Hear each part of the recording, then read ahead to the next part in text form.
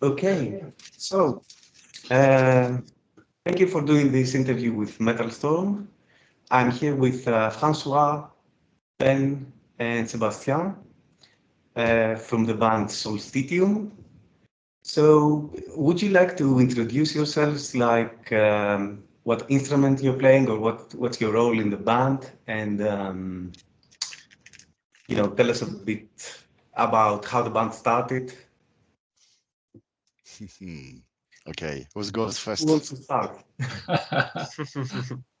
Well, Sebastian, you're the main founder of the band, so maybe you should. Yeah, so I'm Sébastien Grenier, and I am the creator, founder of Solstitium, and I play guitar and leads and rhythm guitars, and that's it. I'm the mainly composer of the songs, music and lyrics. Also with François, who composed also some lyrics of several songs. And I'll let you guys introduce yourselves. So I'm François. I'm the lead vocalist. I met Sébastien thanks to a common friend back in 2022, and he sent me a demo for a song he had, which happened to be the Cimmerian. He had the music and the lyrics, and he said, "Yeah, I might have some ideas for the vocals, but feel free to do as you wish." And I tried something, and he actually liked it. And at this point in my life, I wasn't interested in joining another band because I was involved in several projects.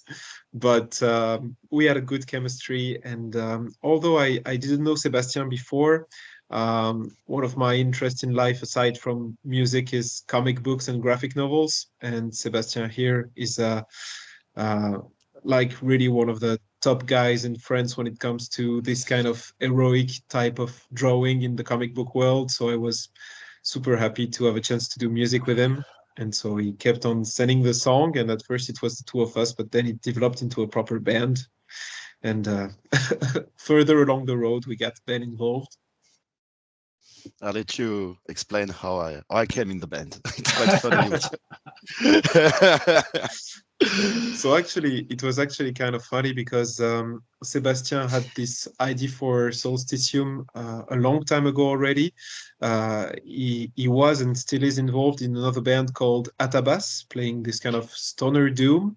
And Athabas, the style of Athabas really didn't work with this kind of epic doom death stuff that he wanted to do.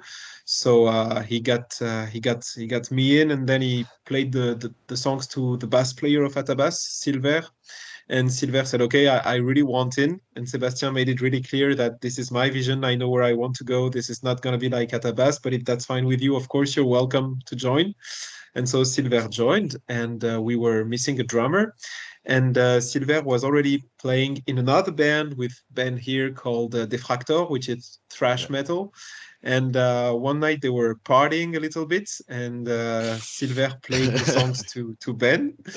And Ben said, "Yeah, okay, why not? I'm not sure. I have a lot of projects going on. I like it, but I don't know." And but Silver was like, "Yeah, dude, you have to come play with us and meet the guys. It's amazing. You would be a great That's fit it. and everything." And then they partied. And in the next morning, Silver said, "Okay, so I'll see you next week at the Solstitium rehearsal." And Ben was like, And then "Really? Did I agree to that?" And Silver said, "Yeah, yeah, of course you did." But actually, it okay. didn't. And Ben was like, "Okay, I'm gonna trust my drunken self." And then I show up to the practice, and before everything was already composed before the practice, so it was kind of easy for me to work on the songs, as Sebastian already put a drum on it. So of course I made my own arrangements on it. But the first practice was really smooth and kind of pleasant. So we kept on, and here we are today. But yes, it was very So, funny. Like, so I'm under the impression that Sebastian also kind of drew the cover art from Yes. for the album. Is that true? Yes. Okay, that's actually a very cool cover. Thank you. I quite like it. Um, so I mean, all three of you are involved in other projects too, but I think what is common between all of you is that the projects that you're involved in are doing a sort of metal music that it's fairly traditional. So in the sense, like, it's either doom or stoner or thrash or death or goth. So it's not kind of there's not, it's not so avant-garde, so to speak. Is it due to age, you think, or is it just the stuff you like more? Well, in my case, it's all about my age. I'm 45, guys. So I grew up with this music, and it's a long time dream to do such an album. Like the style which I was growing with. So it's my midlife crisis album. I needed to do this album before I die. So 45 is the right moment to do it. But in my case, it's really about my age, but also my tastes. What about the rest of you? To me, I mean, I listen to different style of music and different styles of metal, but what I really enjoy the most is usually the more traditional stuff, indeed, and especially everything that happened in the 90s, 80s, of course, when it comes to heavy metal, but 90s when it comes to, well, goth and this kind of more either epic doom or romantic doom. I mean, I love Candlemass and older stuff as well, but to me, the 90s is really, that's what I like. The spirit of the music I like is really deep rooted in the 90s. So when I heard the songs, it felt to me like it was doom metal with that deserved kind of at least a bit of a lush production. I mean, not something too raw in order to make the songs shine, but still with a very, very old school spirit. And that is what attracted me in Solstitium. And it's true, in my other band, I'm playing different styles of metal, but it's all rooted in the 80s and 90s, because I think that's just what I like the most, what I just respond to. There's no actual reason, but yeah, I wouldn't see myself doing something too avant-garde just for the sake of it. I'd rather stay in my 90s metal. Plus, these subgenres were super popular in the 90s, but not so more nowadays. I mean, it's a bit more in the underground and not like the mainstream metal stuff. So it's good to do something that feels personal, close to what we like, and a bit different from the usual stuff that we hear nowadays. And for me, I've studied to play metal when I was around 14 years old or something like this. And the more I grew up, the more I became kind of allergic to modern productions in a, how to say, very harsh way. I really extremely dislike it. So for me, about the underground direction of the music, it's more natural like this. And for example, for the record of the drums, I've been a bit like this, a tyrant on the production a bit. So for me, it was very important to be still connected to the underground, as it's my how to say, my main favorite taste in music, I would say. But I also like a lot of different music, as I play also other instruments like jazz and etc. Oh, you like jazz? I do too. Oh yeah, I've been playing trumpet Okay, since let's I'm skip the metal 7. and talk about jazz. No, I'm just joking. So it's interesting that you mentioned the drums, because I mean, I'm an older guy, obviously. So my main complaint about the modern sound is how shitty the drums sound, like how plastic and sterile and lifeless they Yeah. sound. And It no is, symbols. yeah, also, but also no depth, like no room. I don't know how to explain it, because I actually cannot play an instrument myself at all. I cannot play any instrument, but I do believe that I have a trained ear that also comes with age. Of course, of course. And I mean, I can understand. I do want to listen to everything that happens in a song, like all the instruments, and that's not what you get most of the time in modern productions. So I quite like that you have that in the album. You can hear everyone.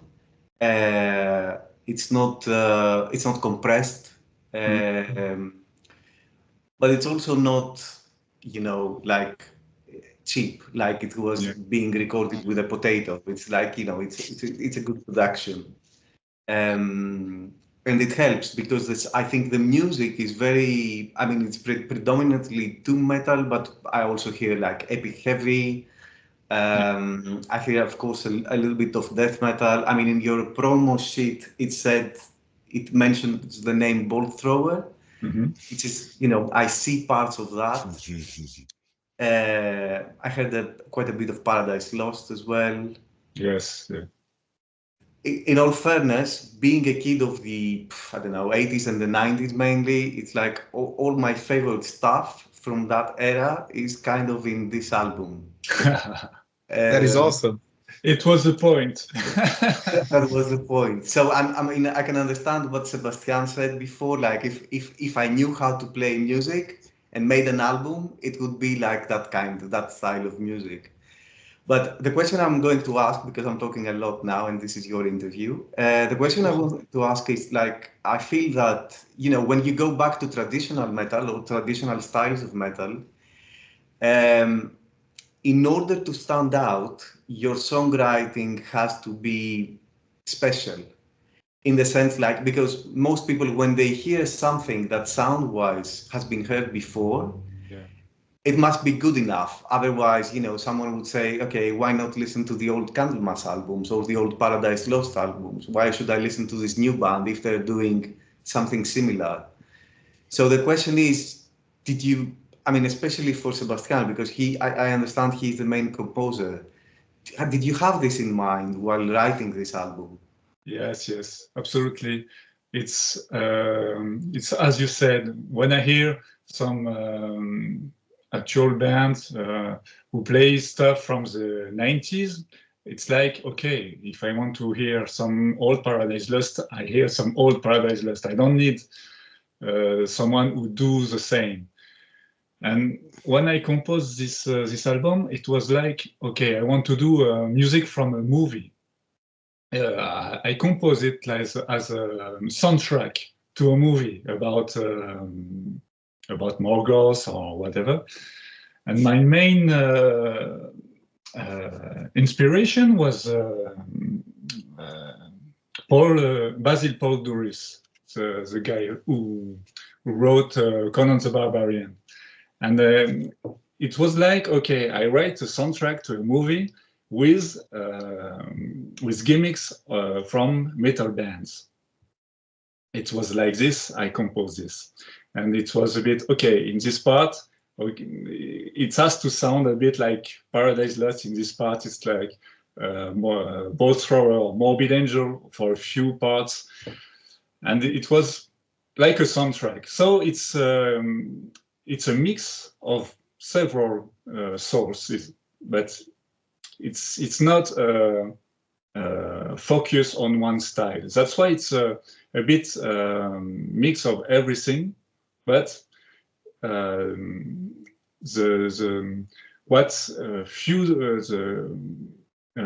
comment on dit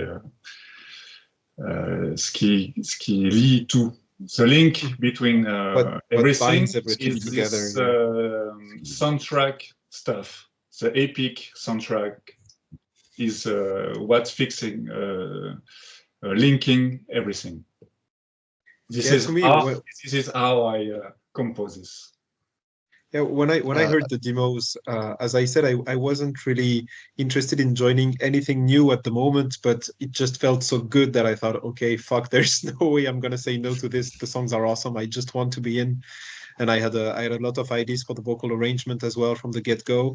And I think the difference between Solstitium and all the 80s and 90s that we love is just the mix of influences, actually. You won't hear Bolt Thrower. Maybe you will hear some stuff like the opening riff of Rise of the Dead in Bolt Thrower, but then you will never hear something like Pharaoh's Curse or Immortal Pride. Immortal Pride has a bit of an Amon Amarth touch, like old Amon Amarth, and that is something you won't find in Anathema Enigma of the Templar. So there is this whole mix of influence. I think you can feel through the music that we've listened to our stuff, and we try to create something that belongs to us with our own codes, while getting influences by very different kind of bands. To me, as a singer, I just love the bands that mix growl and clean vocals. I love Opeth, I love this sort of stuff, and where Agalok and bands like that and many others where you have this kind of balance. I think that's just creates for the listener, you don't know what to expect, what's going to happen next, and I think that's also cool. And I think that Sébastien has his own style of songwriting. You can especially hear it in the solos that he does, and that bends everything together. It doesn't feel like a disjoint collection of songs. It feels like a proper album, despite having some diverse influences. And to me, that is actually a plus. That's what I like in music in general. And I think nowadays bands are doing that more. They're not necessarily trying to copy one band, but they're trying to make their own recipe out of the ingredients that everybody knows. And that makes the underground interesting. And The just thing one is- thing that maybe yeah, sorry, Ben. Yeah. yeah, no problem. What I really like about Sebastian's way to compose is that there is a very thin frontier, horrible to say in English, a very thin frontier between how to say, the cringe part and the non-cringe part. And what I really like with this guy is that he can surf exactly right in the middle. Like first time I heard some riffs, I was like, no way I could ever write this. I have not enough balls to write this kind of stuff. And he just plays it because for him it's good. It's the way. This is the way, I should say. And that's something I really, really like. This kind of thin line. Always. I have to say that I got the impression from the album, like you mentioned, a monomorph, and that's what I thought, especially when I started listening to the second part of the album after the interlude, which is Winter Solstice, and it kind of divides the album into two parts. So when I heard Doom Riders and then Immortal Pride, I'm thinking, okay, this is very monomorphic, but not as corny. Or Yeah. I'm not a big. I don't mind the monomorphic. They're fine. It's just they're not my favorite band. I have fun with them, but it's not like my favorite band in the world. But I really loved how the second part feels more energetic and is a little bit more fist pumping, like this type of thing. So it gives, and the album is actually very diverse. I do agree with it. It's I think it's difficult to have a 1 hour long album that remains interesting throughout, especially on this day and age. Yeah. And especially if you're not doing something, if you're doing something traditional, it's not easy. It's very rare that I can sit through an album and not mind, and not think, oh wow, this is dragging way too long. Hello.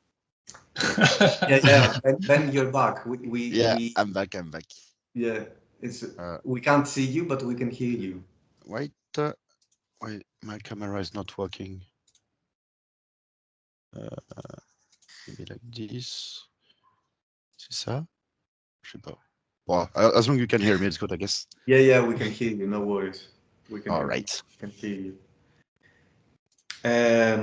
So it's it's a very nice and diverse album, and very interesting to listen from the beginning to end. Do you plan to tour with it?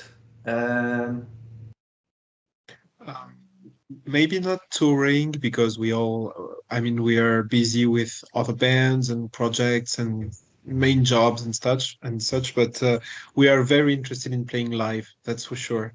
I'm a bit remote from the other guys because they are in the east of France where I'm in Paris, but they do rehearse quite often, and I try to join them every chance I get. And as we all had experiences from the past, and I've practiced a lot before going into the studio for this album, we know the songs quite well, and We even like we did a 2-day residency for a show that unfortunately didn't happen, but that allowed us to film a video for Rise of the Dead that is online, and another one where you can actually see the band perform. And yeah, we would love to play. Honestly, as soon as there is an occasion that pops up, we are definitely ready and up for it. So not tours, but live shows for sure. I've seen both videos, Rise of the Dead and the Cimmerian. The Cimmerian was actually the first song I listened from the album, and I was like, wow, this is so good. This is, I think it's probably my favorite song from the album. To be honest, I mean, I don't know. François, do you mind telling the story about how this interview happened? Do you mind if I tell the story? Yeah, you can, or I can, but I was actually kind of like François approached me by email saying, you know, I know that you have reviewed our album with Angel Lore and I liked what you did. So, and we have sent promos to various outlets, but we haven't got as many reviews. And, you know, have a listen and tell me what you think. And I listened to the album and I thought, wow, this is really good.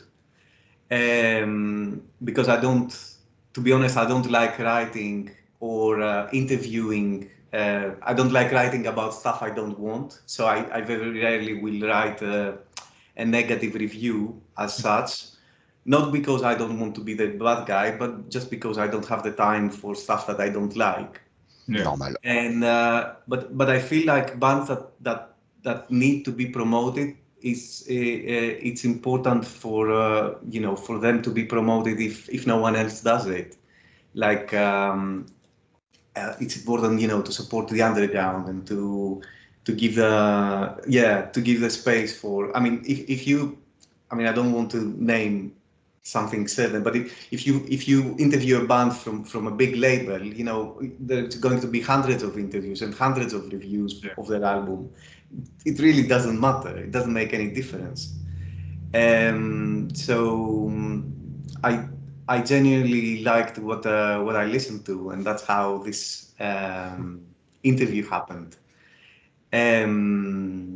I was going to ask how difficult do you find it to, you know, get your music out to the people, like letting yourselves know that, you know, we are this new band and we have a new album out. How difficult is it for you? Honestly, I think the label made a very, very good job with this. Yeah. By sharing the clips, sending the album to their contacts, etc., etc. We had really, from yeah, I don't know, it was a lot for me, but we had a lot of good reviews at least, and we also had the chance to have one of our songs on the magazine Hard Rock France, and Rock Hard, pardon, yeah. sorry. And I think this one was a very, very, very big help because a bit after the single was out, we were reaching like a crazy number of monthly listeners on Spotify. Yeah. Like what the fuck? It was something like 8,000 at its peak. And Yeah. okay, d'accord. Okay, take it. so huge thanks to Metal on Metal. Yes. For everything they done for me. That's all, I guess. Are you getting anything from Spotify? Like money? No. Ah, no. What a question. What's the best platform you think, like from this online streaming platform to put your music out? What's the one you would prefer? You think is better for the bands? I like Bandcamp usually. Bandcamp, I see. Bandcamp a lot. Yeah. Okay. Yeah, a lot of Bandcamp. Yeah, I mean, I think it's complicated nowadays for underground bands such as ours to, you know, get people to listen to what we do. But yeah, this number of streams on Spotify was a really big surprise, and and our label is really working the old school way. Like they're doing a lot of festivals where they have a booth and they show their new releases. And I think some people just were drawn to the artwork and gave our songs a spin. I think having an important artwork, you would think that in this day and age with everything digital and most of the music stuff happening online, it doesn't matter as much, but it's not true. I think a good artwork, not only for your artistic expression, but just as something that will attract the potential listeners, is very important. Yeah. And I think we have a striking artwork, which is why many people decided to try the music. And I think that Solstitium has a good balance between being obviously a band that is coming from the underground, but still can has some sort of appeal because we have strong choruses, strong riffs as well. It's not really. I think that if you're into metal and not like scared of growls and a bit of raw edges, you can probably find something you like in the album. So I think it was a combination of many factors that helped to make the band a tiny bit more well known. But I think the cover artwork played a big part. What's your opinion on AI artwork? On bands using AI artwork? What's your opinion on that? For me, if the artist is very good, he should not fear AI, but use it as a tool, I think, to be honest. And if the AI is able to make music that people do, it's that those people are replaceable anyway. Maybe rough, but that's my personal point of view about it. Okay. Yeah. Sorry. I don't disagree. Mm. Yeah, for me, AI is kind of planning everything. Everything look at the same. Everything seems the same, and it's interesting. Basically, because it's a machine making it. Everybody was laughing a bit at the start because they cannot manage to make ends. I speak for my part in illustration. But now we're a bit all worried about that because the AI managed to make very impressive art and very good quality now. So I heard in the video game it's a catastrophe. Lots of creative people are fired because of AI. So it's very worrying. But for me, I'm very attached to traditional and painted work, art. So for me, AI is my enemy. But as Ben said, you can use it as a tool for inspiration or something. But when I see artwork from bands only using AI, I don't like it. Everything looks the same. Yeah, to me, I just don't see the point of basically having the machines do art, because that's the most human thing there can be. I mean, it's supposed to be your personal experiences, your personal emotions turned into music or literature or poetry or drawing something, or you name it, And to me, I mean, machines are supposed to make our lives easier, but they are not supposed to replace us. And here we are talking about art, which is the most human thing there is. And so to me, I try to stay away from it. I don't feel comfortable with it. And I tried it for some lyrics writing just to see how that were. And I thought it was actually scary good. And so I can completely see why people would use it for inspiration. As Ben said, it's mostly a tool. But when it comes to music, artworks, and even lyrics, I mean, you should just be able to, if you don't have anything to say, just basically don't say it. If you're here making music, is because you consider you have something to share. I don't want to sound pretentious or like way in over my head, but you see what I mean. To me, I mean, it's your personal expression, and therefore machine should not be involved in that. Do you think it's going to be a bit of a problem in the future, in the sense that, I mean, it's going eventually, I mean, I think it's inevitable that it's going to become better and better and better, because we as humans, because we're using it, we're testing it at the same time. So we're kind of developing it for free, really. So, you know, whatever is for free on the internet, it's like because you are the product, really. It's not, That's it's true. not that anything else is for That's free. true. That's true. So, do you think that it's going to be difficult, for example, to differentiate what is, you know, human-made and what is artificial in the future? I think it depends of a bit of the media, but for example, what scares me a lot is for more about the video IA, but for the things for the fake informations and deep fakes and everything like this. Yeah. I think for me this might be the true problem of IA, the utilization as always. Yeah. Yeah, that could be scary. That's true. Actually, I haven't thought of that aspect, to be honest. Yeah, sorry. Yeah, but it is a possibility. Mm. So, François, I want to get back to the vocals because you mentioned before that you like, you know, the combination of harsh vocals and clean vocals. I think one of the things that stand out in the album is actually your voice. I mean, the fact that yeah, it's true. I'm actually not a fan. I generally dislike people using both. You are one of the very few exceptions. The other one is definitely Nick Holmes from Paradise Lost, Yeah. Right. and Aaron from My Dying Bride. I mean, there's a few who kind of nail this combination type of thing. But I find that a lot of bands are actually doing it for the sake of doing it, Yes. not because it fits the music, but just because, okay, let's have both, because for whatever reason. Um, I do think that you have a little bit of Nick Holmes in your voice, or this is a compliment, really. Yeah, to me too, honestly. Thank you. Is it something like deciding how you're going to sing?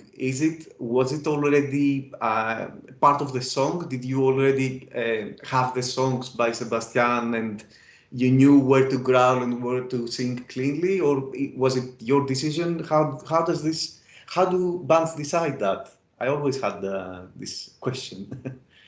I assume it's different from every band, but first of all, thank you very much. I really appreciate the compliment. But yeah, usually Sebastian was telling me when he was sending me the demo with only the instrumental music and maybe the lyrics. Most of the time, he had the lyrics ready. I wrote the lyrics for 4 of the tracks, I think, and Sebastian wrote everything else, like music and lyrics.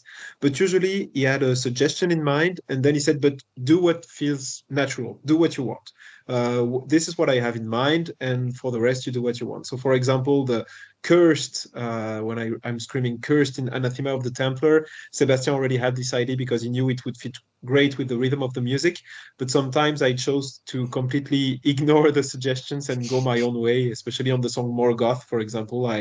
He had the idea that the extreme vocals should be on in the middle of the song. There would be when the riffs are slowing down, and I thought it would be more efficient on another part. Usually, to me, I try to make something that fits the emotion of the part and that sounds interesting to my ears. For example, after I already had done 2 demos actually. I did Cimmerian was the first song we worked on, then came Rise of the Dead, and then came Sparta. And I thought, okay, at this point, with a more epic song like this, I would like to use clean vocals in the verses and growls in the chorus to give it this kind of more epic stuff. And I feel like when you do some growls, you give more space for the music to shine. So if you have a lead guitar or something, it's just cool to have growls because then it's atonal, so you're not adding more melodic information to the song. It's more like something more rhythmical to give this anger and powerful feeling. And when you give clean vocals, it's usually to create something different. And what I had the most fun with were the choirs, because in my other bands, I'm not the one making all the decisions to the vocals. In Abduction, my black metal band, I try to do everything that the guitar player wants me to do because he's a songwriter, and that's absolutely fine. In Angel Lore, we are several guys writing the music, so it's always a good compromise, which is fine too. But in Solstitium, basically, I could do everything I want, and if Sebastian liked it and the guys liked it, then it was a go. So it was very very interesting for me and enjoyable to, for example, at the end of Pharaoh's Curse, to do this kind of preaching, clean vocals, like adding layers on top of each other to create something a bit more orchestral. I think we avoided to use any sort of keyboards, but the vocals sometimes feel like keyboards because they have this kind of soaring atmosphere, because they have a lot of layers. And that to me was great. It was just, when I heard the music, I pictured what I would want to hear when it comes to the vocal lines, and I had the freedom to do it.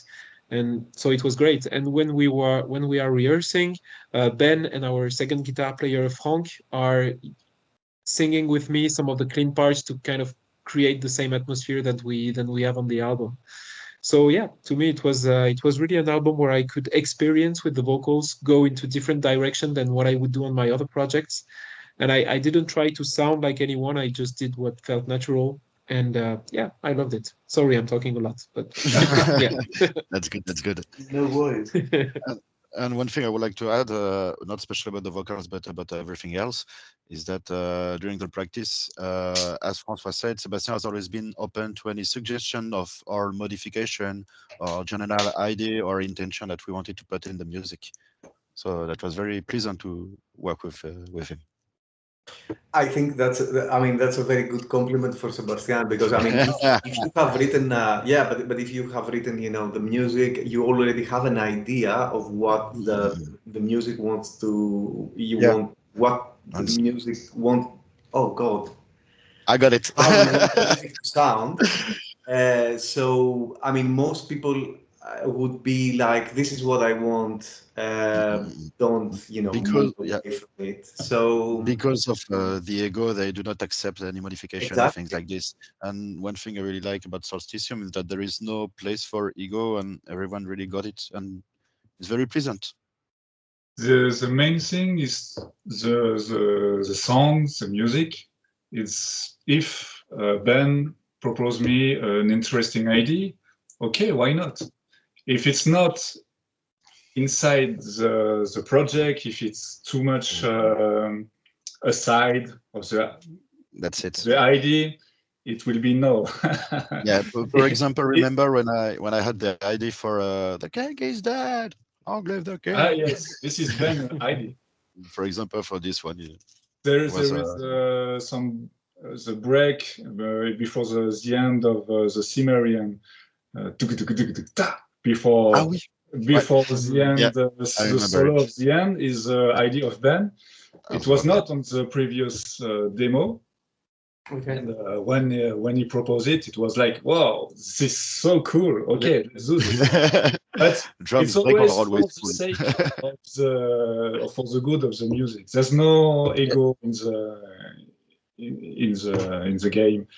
For another example, it was for Morgoth. Ben wanted to make blast beats on the first chorus, and yeah. He didn't want it. I've tried so many times. This was a no. So it's just the if it's for the best, okay, let's do it. That's it. I think to me it's very important to have someone that has a vision, that is protective of the music. Like as we said, Sébastien is open to the idea. Like Ben rewrote some patterns. The ending of Rise of the Dead on the demo was very much straight to the point when it comes to drums, and he decided to deconstruct it completely. And at first I was very puzzled, like, really? Yeah, it was. Should we do that? But then after a while I thought, okay, this is brilliant. We should absolutely do that. But I like it because Sébastien has a say. And to me, he has the final say. And to me, it feels liberating in a way, because I can suggest anything I want. If it's good enough for Solstitium, then it's, yeah, man, let's do it. And if it's not good enough, he will just say no. And that will be fine, because he is protective of his vision. And that is just a great way to move forward. Yeah, well, it's not very easy to be able to manage all the power dynamics in a band, but you seem to be doing very well. So, how did you? So this is a question for Sebastian. Do you have any songs that were left out because they were not good enough, or because they were not, I don't know, developed enough? Yes, yes. Many songs are left aside because it was not interesting enough or fitting to the mood of the album. Because, as François said, it's a long time project. I have many songs. That's why the album make 1 hour because I have many songs from many years. Cimmerian, I have this riff. I think from 10 years. 10 years ago, I had this riff, and that's why it's a long album. I think the second album will be shorter. But yes, there are many songs in my trash. Do you have okay? Do you have stuff like material for the second album? The second album is already done. Oh wow! Oh, Yeah. okay. No, we just got to work it as we worked on the first one, and so we didn't talk about it together yet. But I think it can be recorded in maybe 1 year 30 or something like this, I would say. Yeah. Yeah, I would say that. I mean, I'm not done with the lyrics and vocals. This time I'm taking care of all of the lyrics, and I have something like 4 songs ready and 2 in the making. But musically speaking, the album is all done, although the band still has to learn the parts and change them. Yeah. I mean, I know the songs will evolve, of course, when we will rehearse. But yeah, the music is done, and I'm already excited to work on that. Are you okay? So, can we talk about the other bands that you guys are involved in? If you have anything upcoming. Oula. Sure. François, Ben has many no, things. no. You start, bro. I'm Anything that very you bad can at this share. exercise. Yeah, of course I will, but I got to remember everything. I've got a terrible memory. Okay. That's more about it. So to me, Angelor has been working on its 4th album for a long time. Everything has been recorded now. We are entering the mixing phase, but with Angelor, everything takes time. It's always like that because we are extremely picky, and it's sometimes difficult to explain to someone else, a producer or a sound engineer, exactly what we have in mind, because sometimes we are just not so sure ourselves. So that means there is a lot of coming and going, and it usually takes time. But I really hope to finish the album for next year. My black metal band Abduction is preparing for live shows. We are hoping to hit the stage for the first time next year. And my heavy metal band Impending Triumph is done with recording of its first album almost. And Sébastien here will do the cover artwork as he did for the EP. And I'm really excited about that.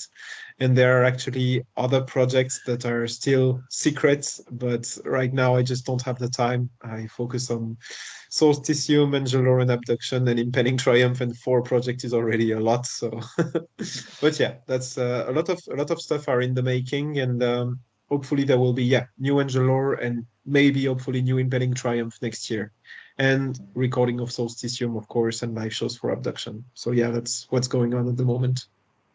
Okay. Ben, can you name Yeah. anything you think? Okay. Okay, let's go.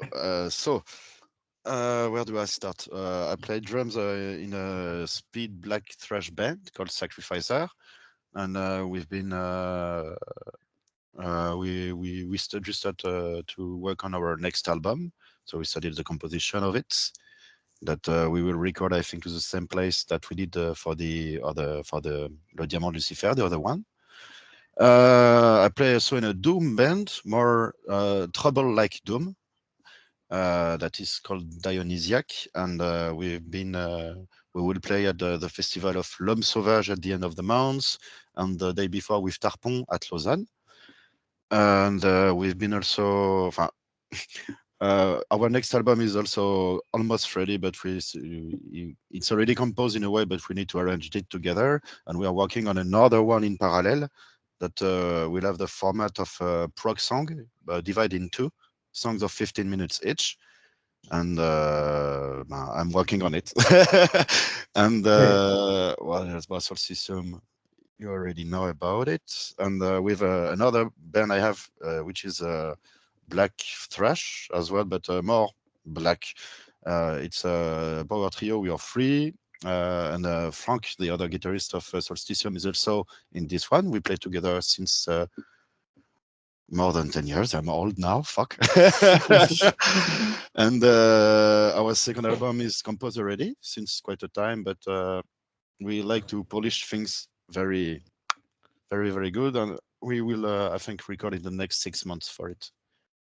And I'm sure I forget things, but this is the way. Okay. And you, Sebastian? We finally managed to start the recording of the second album of Athabas. And because we have many troubles with, personal stuff inside the band with previous drummers, many drummers. We have many drummers. I think about 10 drummers. It was very difficult to find the good one. We have found the good one. He's a friend of Ben. He's which the drummer, is the drummer of Odola. Okay. It's a very little homoerotic scene. Yes. yes.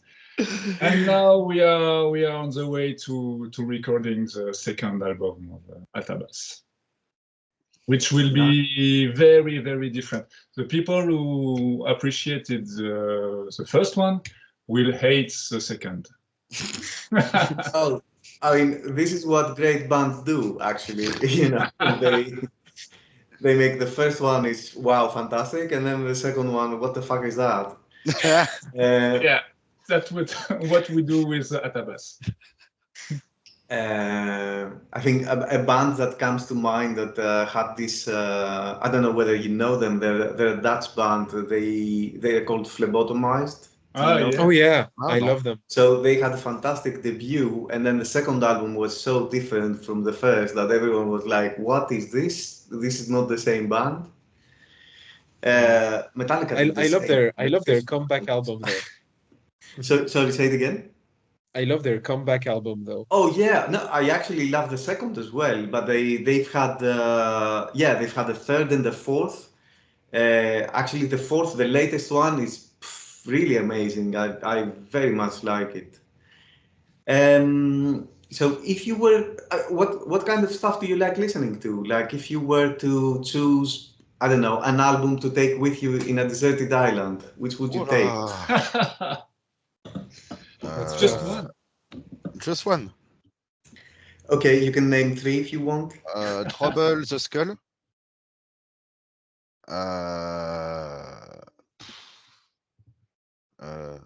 Best of Ennio Morricone. Best of. Ennio Morricone. Okay, Ennio Morricone. Yeah. Wow. Merde.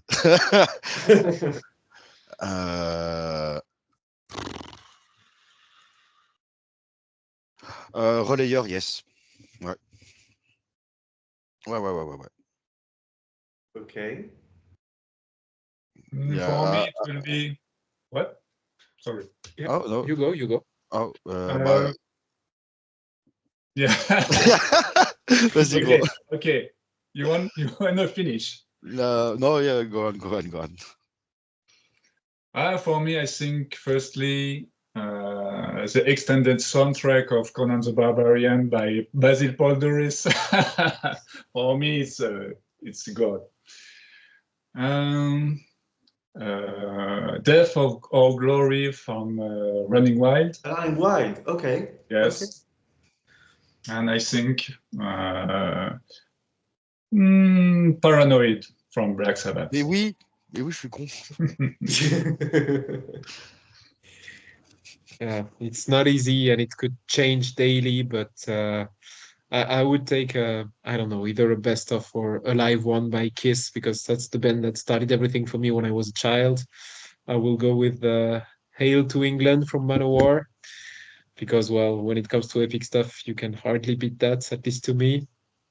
And then there could be many options. I will take one album that has been probably my favorite stuff coming up this last 15 years for sure, which would be Excerpts from a Future Past by Alas.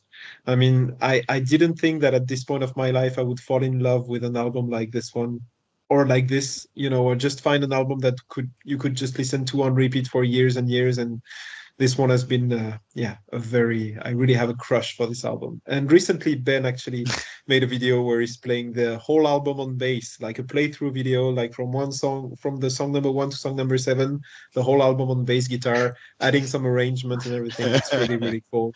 Was And fun to it's do. funny because I'm not usually into prog or retro rock that much, but this one is an exception. It's an extremely beautiful piece of music to me.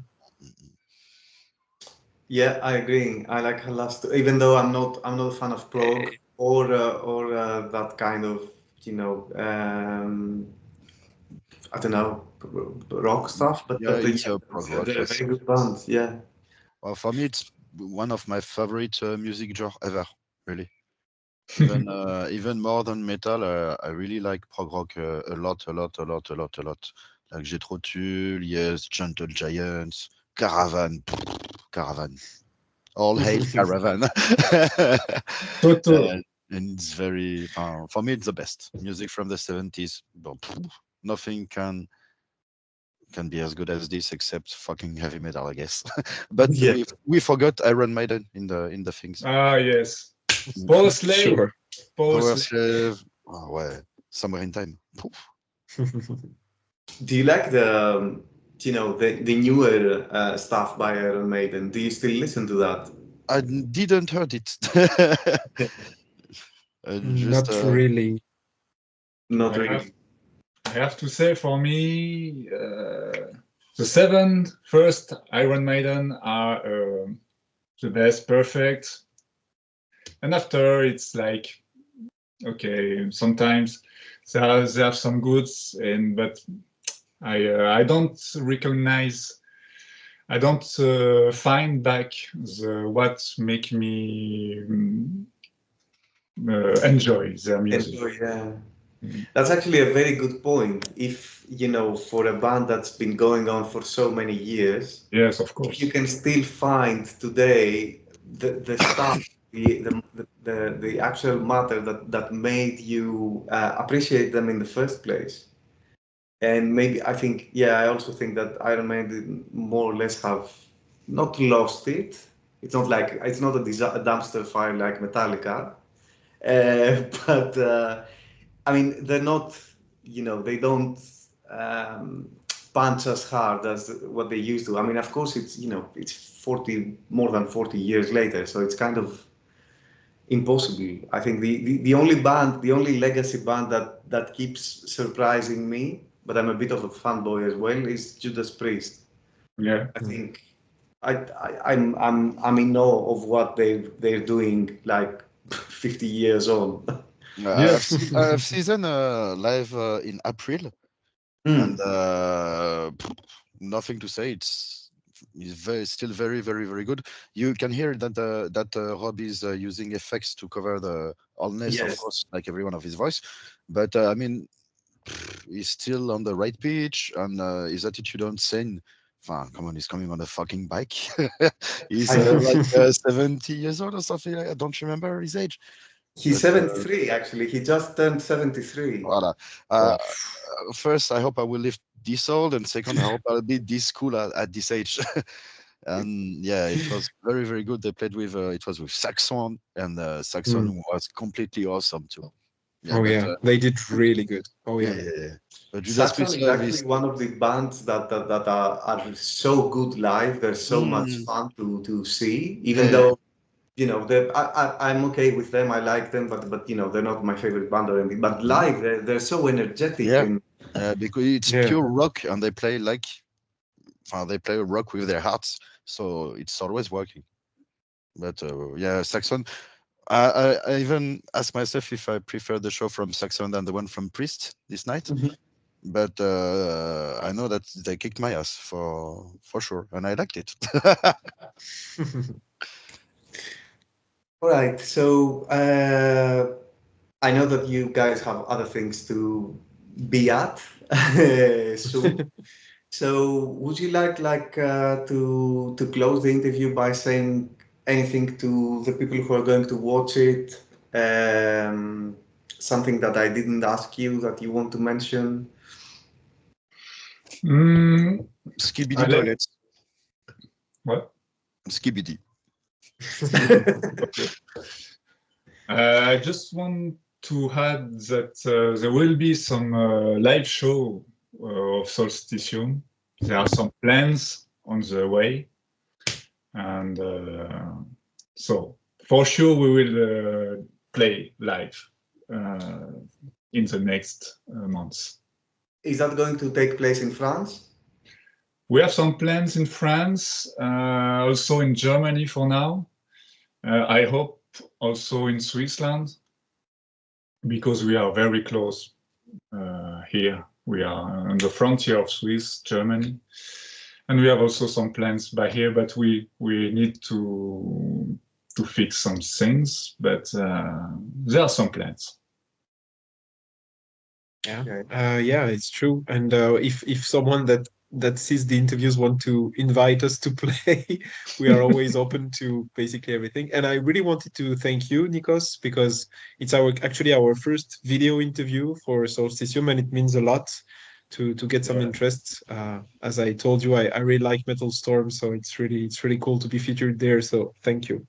Thank you. Thank you for doing this interview with me. I wish you all the best, guys, with the band. Really looking forward to the next thing, the next things you do. And see you soon. See you See soon. you. Cheers. Bye bye, guys. Bye. Bye. Bye.